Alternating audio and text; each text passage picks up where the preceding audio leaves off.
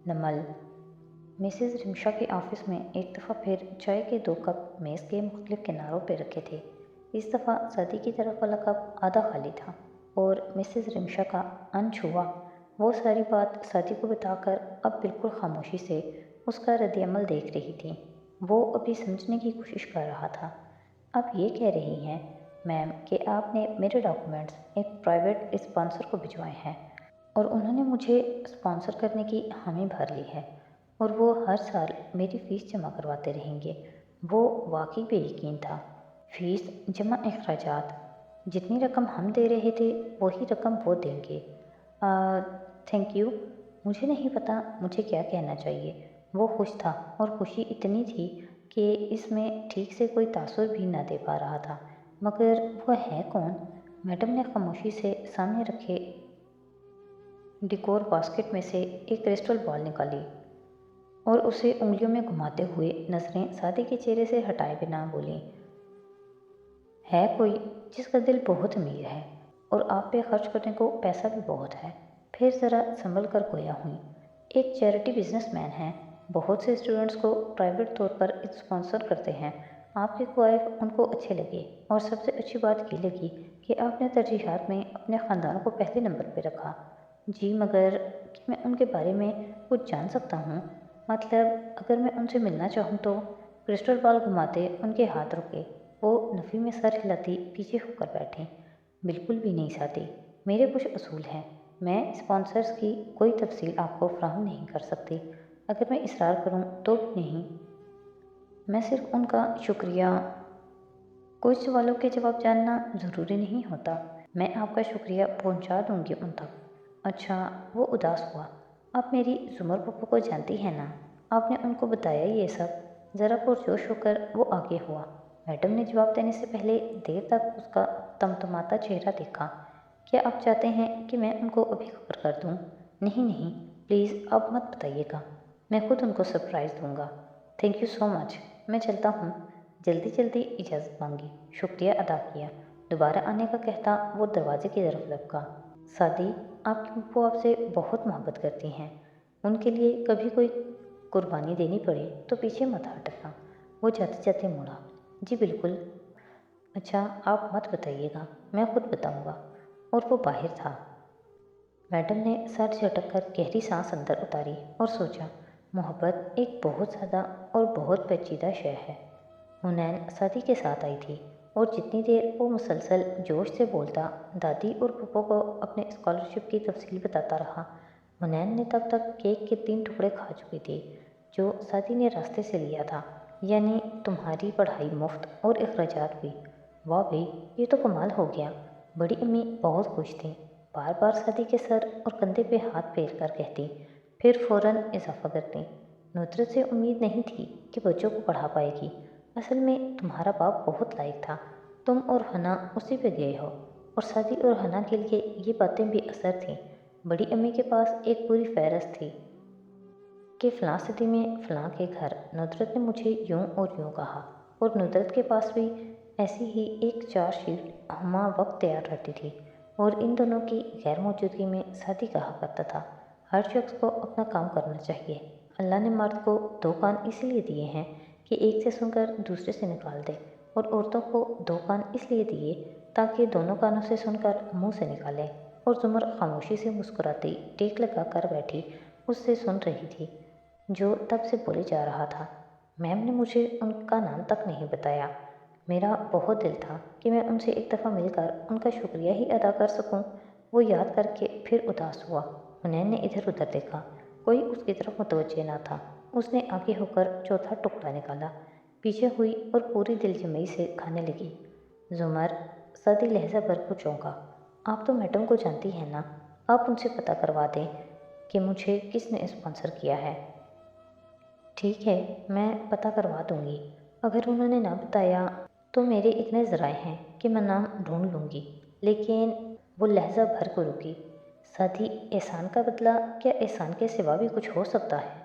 अगर तुम जानना चाहते हो तो ठीक है, मगर तुम्हें नहीं लगता कि अगर कोई तुम पे पैसा लगा रहा है और बदले में सिर्फ उसकी इतनी ख्वाहिश है कि वो बेशनाख्त रहे, तो तुम्हें उनकी ख्वाहिश का एहतराम करना चाहिए? साथी के लब ओ में सिकुड़े। हुनैन ने अब पांचवा टुकड़ा उठाया। ये तो मैंने सोचा ही नहीं। हाँ, जुमर ठीक कह रही है। इस आदमी के पास होगा फालतू का पैसा। ये ना हो कि तुम्हारे ऐसे कदम से नाराज़ होकर फीस देने से इनकार कर दे। बड़ी अम्मी बहुत समझदारी से कहने लगी। जुमर की मुस्कुराहट हनूज बरकरार थी। सादी ने समझकर सर हिला दिया। फिर याद आने पे पूछा, सच, जब हम दाखिल हुए तो खोखर साहब बाहर निकल रहे थे। ये वो प्रॉपर्टी डीलर है ना जिनके पास आपने मुझे भेजा था जब हम घर बदलने का सोच रहे थे। जुमर की मुस्कुराहट सिर्फ लम्हे भर को हल्की हुई, फिर वो दोबारा मुस्कुरा दी। बड़ी अम्मी ने भी चौंक कर उसे देखा। हाँ, उनकी जायदाद का केस मैं डील कर रही थी। असल में उनकी बहू की अपनी सास से बिल्कुल नहीं बनती थी। बेटा हिस्सा मांग रहा था। मेरा तो ख्याल है कि वो बहू काफ़ी समझदार है और सारा कसूर सास का ही होगा। मगर कनखियों से माँ को देखते हुए वो सांस लेने को रुकी कि बड़ी अम्मी काफ़ी जोश से आगे होकर कहने लगी, क्यों, तुम्हें क्या पता वो सास के साथ क्या सलूक करती है। जब छोड़े ना, हमें क्या बड़ी अम्मी, आइए केक खाते हैं। साथी जल्दी जल्दी कहता मेज़ की तरफ रुख मोड़ कर बैठा तो केक नफासत से कटा आधा बचा था और दूसरी तरफ सोफे पे हुनैन यूसुफ बिल्कुल साफ हाथ मुंह के साथ हथेली पे थोड़ी जमाए इलामा इकबाल की तरह खला में घूर रही थी। सादी ने उसे घूरा और जुमर ने उसे मुस्कुरा कर देखा। वो सादी को नज़रअंदाज करके जुमर को देखकर शर्मिला सा मुस्कुराई। मेरा अंदाज़ा था कि आज तुम लोग आओगे, इसलिए मैंने बाहरी कबाब मंगवा लिए थे। पहले वो खाते हैं, फिर केक। जुमर कहते हुए उठ खड़ी हुई। हुनैन की आंखें चमक उठी। सादी बस सर झटक कर रह गया। वो इस नामालूम शख्स की वजह से इतना खुश था कि घर जाकर अम्मी को हुनैन का बताने का इरादा तर्क कर दिया और चौखट में ज़रा ओट में खड़े बड़े अब्बा ने तासुफ और फिक्रमंदी से जुमर के चेहरे को देखा, जो बहुत तमानियत से मुस्कुराती हुई किचन की तरफ जा रही थी। वहाँ कोई पछतावा, कोई मलाल नहीं था। मलाल तो उनके दिल में भी नहीं था, मगर परेशानी ज़रूर थी। सादी अब बड़ी अम्मी से पूछ रहा था कि वो उसके मामू के कज़न की शादी में आएंगी या नहीं, और बड़े अब्बा गहरी सांस लेते अंदर चलते आए। अभी उन्हें शादी का सरप्राइज़ पहली दफ़ा सुनकर उस पर पहला तासुर भी देना था। खारदार ख़ानदान का कसर मौसम गर्मा में भी बाहर के फूलों से सजा था। वलीमा की दावत का थीम फूल थे और वो जगह जगह बिखर गए थे। लॉन में मुस्ततिल मेज़ों के गिर्द सोफ़े थे और मेहमान कहीं बैठे कहीं चल रहे थे। इन सब में मरकज़ निगाह वो जोड़ा था जिसके एजाज़ में वो सब जमा थे। हाशिम का सूट स्याह था और शहरीन का सूट मोती जैसा सफ़ेद, सर पे बारीक कामदार दुपट्टा कंधों के पीछे गिरता, और वो हाशिम की कोहनी को थामे हंसती हुई उसके साथ चल रही थी। काफ़ी देर से वो दोनों आगे पीछे मेहमानों में घूम रहे थे। उनको देखती निगाहों में हसद, रुकावत, गर्ज, हर तरह के लोगों का हर तरह का जज्बा मौजूद था। सिर्फ एक शख्स की निगाह मुख्तलिफ थी। सादी और हुनैन की मेज़ पे मौजूद वारिस गाजी बहुत खामोश और तीखी नज़रों से हाशिम को देख रहा था। वो खुद फारस से ज़रा बड़ा, साफ रंगत और ग्लासेस वाला खुश शक्ल सा मर्द था। उसके अंदाज में हाशिम के ख़ानदान के लिए कदर नापसंदीदगी थी और वो शायद सिर्फ फारिस के मदऊ करने पे आया था। खाला और बच्चों के बगैर कैसी गुजर रही है मामू, साथ बैठी सादी ने मुखातिब किया तो वारिस ने हाशिम से निगाह हटाकर उसे देखा। सादी अपने इकलौते सूट में, जो उस पे ज़रा खुला था, बड़ा बड़ा लग रहा था। बस अब तो सिर्फ 3 साल रह गए हैं। वो धीमा सा मुस्कुराया। आप हमारी पार्टी में क्यों नहीं आए? सामने हथेली पे थोड़ी गिराए बोर सी बैठी हुनैन ने नाराज़गी से पूछा। क्या इस कट्टू बेगम को खाने के अलावा कुछ नहीं सूझता सादी? ये मेरे सवाल का जवाब नहीं है। अंग्रेज़ी फिल्मों के सारे बाएतमाद और तुरंत जवाब हुनैन को याद थे। मैं मसरूफ़ था, और फिर जिस पार्टी पे तुम लोग अपनी पप्पो को बुलाते हो उस पे मेरा आना नहीं बनता, अच्छा नहीं लगता। अच्छा। हुनैन चुप हो गई, फिर बोर सी होकर इधर उधर देखने लगी। तभी वो अपनी दुल्हन के हमरा वो उनकी मेज़ तक आया। वो तीनों उसके लिए खड़े हो गए। बस, बाकी सब कहाँ हैं? हाशिम ने शहरीन से तारुफ करवाकर हैरत से सादी को देखकर पूछा। सैम को बुखार था तो अम्मी उसके पास रुक गई। बड़े अब्बा की फैमिली को कहीं और जाना था और फारिस मामू, कहते हुए सादी ने लॉन के दाखिली चेक पॉइंट को देखा। वो दावत के शुरू में थे मगर फिर इवनिंग क्लास के लिए चले गए, जबकि फारिस बस सरसरी सा पूछा था, تمہارے دادا کی فیملی نہیں آئے گی؟ سعدی نے بتایا۔ نہیں۔ تو وہ بس 10 منٹ رکا اور پھر اٹھ گیا۔ وارث بھی زیادہ دیر نہیں بیٹھنا چاہتا تھا، مگر سعدی اور حنین کی وجہ سے وہ پابند ہو کر رہ گیا تھا۔ اس دن کے لیے دوبارہ شکریہ، اس نے پھر سے سعدی کا کندھا تھپک کر کہا تو وہ شرمندہ ہو گیا اور بات بدلنے کو ماموں کی طرف مڑا۔ میں اس دن جو سارا خالہ کے بارے میں بتا رہا تھا وہ ان کی وائف ہیں۔ میں جانتا ہوں۔ ہاشم نے مسکرا کر سر ہلایا۔ شہرین پلٹ کر کسی اور سے باتیں کرنے میں مہو تھی۔ اور وارث، کیا کر رہے ہو آج کل؟ جیبوں میں ہاتھ ڈالے کھڑے وارث نے ذرا سے کندھے اچکائے۔ کچھ گڑے مردے اکھاڑنے کی کوشش کر رہا ہوں۔ ہاشم نے مسکراتے ہوئے گہری نظروں سے اسے دیکھا۔ میری مدد کی ضرورت ہو تو بتانا۔ ضرور بتاؤں گا۔ ہاشم مسکرا کر جانے کو مڑا، پھر حنا کو دیکھ کر رکا۔ میں نے اتنا شیکی کیمرہ ورک آج تک نہیں دیکھا۔ اس کی تعریف کر کے وہ پلٹ گیا تو حنین نے شانے جھٹکے۔ پتہ نہیں پہلی دفعہ کوئی میرا یقین کیوں نہیں کرتا۔ کیا شاندار بندے ہیں ہاشم بھائی۔ واپس بیٹھتے ہوئے سعدی نے بہت فخر سے کہا تو وارث نے چونک کر اسے دیکھا۔ تمہیں معلوم بھی ہے کہ یہ کون ہے؟ جی، یہ بہت اچھے وکیل ہیں، بہت اچھے دفاعی وکیل ہیں، وہ بھی کرمنلز کے، اور کرمنلز کے دفاعی شخص کو میں کرمنل سے الگ نہیں سمجھتا۔ ماموں، سعدی بہت سنجیدگی سے ان کی طرف مڑا۔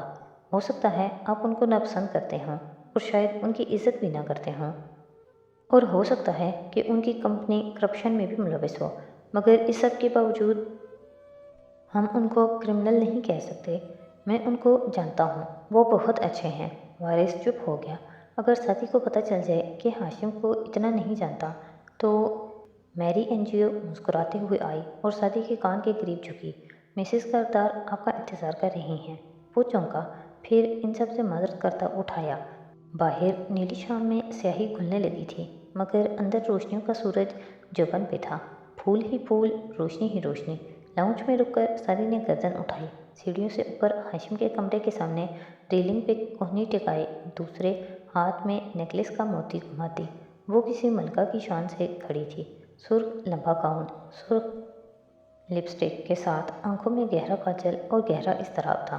سعدی قدم قدم چڑھتا اوپر آیا، بالکل جواہرات کے مقابل۔ آپ کا چھوٹا بیٹا کیسا ہے؟ سعدی نے کھنگار کر بات کا آغاز کیا۔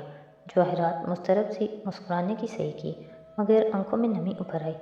وہ تیار ہے، کمرے میں ہے، بھائی کے لیے دعوت میں شامل بھی ہو جائے گا، مگر خوش نہیں ہوگا۔ مسکراتے ہوئے سر جھٹکنے کی صحیح میں ضبط سے آنکھیں گلابی ہوتی گئیں۔ سعدی نے پتلیاں سکیڑ کر غور سے اس کا چہرہ دیکھا۔ یعنی کاردار صاحب کو علم ہو گیا؟ جواہرات نے اس بات میں گردن ہلائی اور اورنگزیب نے اسے بہت جھڑکا۔ وہ اپسٹ ہے۔ آپ مجھ سے کیا چاہتی ہیں مسز کاردار؟ وہ نرمی سے بولا۔ ہر پریشانی میں ایک خیال ہوتا ہے، ہاشم سنبھال لے گا، مگر آج ہاشم کا بڑا دن خراب نہیں کر سکتی، ورنہ سنبھال تو وہ اب بھی لیتا۔ اس نے نرمی سے سعدی کی گونی پہ ہاتھ رکھا۔ کیا تم کچھ کر سکتے ہو؟ سعدی نے گردن موڑ کر شیرو کے کمرے کو دیکھا۔ مجھے کوشش کرنے دیں۔ اس نے دروازے پہ دستک دی۔ جواہرات ایک طرف ہٹ گئی۔ سعدی نے دروازہ دھکیلا۔ بیڈ کے کنارے وہ سر جھکائے بیٹھا تھا۔ سوٹ، جوتے، ٹائی سب تیار تھا، مگر خود بجھا بجھا سا تھا۔ سعدی کو دیکھ کر وہ پھیکا سا مسکرایا۔ میں سعدی، فارس کا آئی نو، بھائی نے بتایا تھا۔ آؤ۔ سعدی چند قدم اندر آیا۔ دروازہ واپس دھکیلا تو وہ چوکھٹ سے 3 انچ کے فاصلے پہ جا ٹھہرا۔ باہر کھڑی جواہرات کی مضطرب سماعتیں وہیں لگی تھیں۔ کیسی طبیعت ہے تمہاری؟ وہ سامنے کھڑے کھڑے احتیاط سے پوچھنے لگا۔ شیرو نے سر جھٹکا۔ بتایا تھا ممی نے کہ تم نے مجھے بچانے کی کوشش کی تھی۔ تھینکس، مگر کاردار صاحب کو علم ہو گیا۔ میں نے تمہیں بچانے کے لیے کچھ نہیں کیا۔ وہ فکر مند تھے، میں نے انہیں مزید پریشان نہیں کرنا چاہا تھا۔ جواہرات نے چونک کر دروازے کو دیکھا۔ شیرو بھی چونکا تھا۔ وہ میرے لیے کبھی پریشان نہیں ہو سکتے۔ پھر رکا۔ کیا وہ واقعی پریشان تھے؟ بہت زیادہ۔ اس لیے تمہیں نیچے جا کر ان کو ان کے بیٹے کی شادی کی مبارکباد دینی چاہیے۔ نوشیروان کے ماتھے پہ بل پڑے، آنکھوں میں خفگی دھر آئی۔ کیا تمہیں لگتا ہے وہ مجھے معاف کر دیں گے؟ آواز بلند ہونے لگی۔ میں ہارورڈ نہیں جا سکا، کولمبیا نہیں جا سکا، میں ان کے آفس میں دلچسپی بھی نہیں رکھتا۔ میں ڈرگز لینے لگ گیا تھا، اور اس روز ڈرگز کا باعث میں نے خود کو اسپتال پہنچا دیا، ان کو اتنا مایوس کیا خود سے۔ اس سب کے بعد وہ مجھے کیا سمجھتے ہوں گے؟ صرف اپنا بیٹا۔ وہ جو غصے سے بولے جا رہا تھا، جھٹکا کھا کر رکا۔ تنے تاثر ڈھیلے پڑے۔ یک ٹک ساتھی کو دیکھے گیا اور معافی، شکریہ اور اظہار محبت، ان 3 چیزوں کی خون کے رشتوں میں کبھی ضرورت نہیں ہوتی۔ صرف رویہ درست کرنا ہوتا ہے اور سب ٹھیک ہو جاتا ہے۔ اور اگر انہوں نے مجھے ڈانٹ دیا، وہ اندر سے ڈرا ہوا تھا۔